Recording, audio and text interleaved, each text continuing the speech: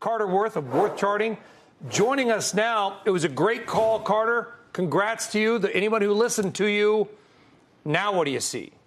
Well, for starters, very kind. I got duds around the world, but so far so good. Good call, but now what, right? You're only as good as your last trade.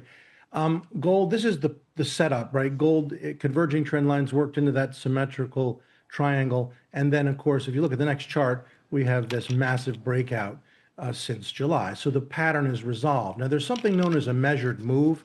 And while it doesn't have to be as precise as this, it's a good price objective for when a pattern has concluded or taken place. So what that is, let's look at the third chart here, is you take the width of the range from the low and high point of that triangle, and then you project that higher. And the width of that range is about $550 an ounce. And that gets us to, final chart, almost exactly where we are today. So today's recommendation to clients was simply, hey, book some profits, take some off.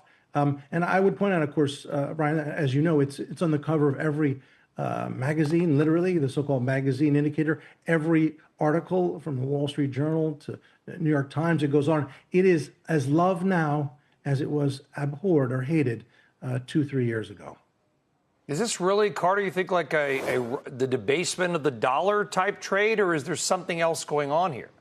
Well, you know, there are gold bugs that make a living believing in gold or don't make a living. And some believe gold goes higher because of inflation, some deflation. But the debasement story has always been there 20, 30, 40 years. And so while it's a new moniker, it's not a new moniker. It's an old moniker, debasement of currency, fiat currency, and so forth.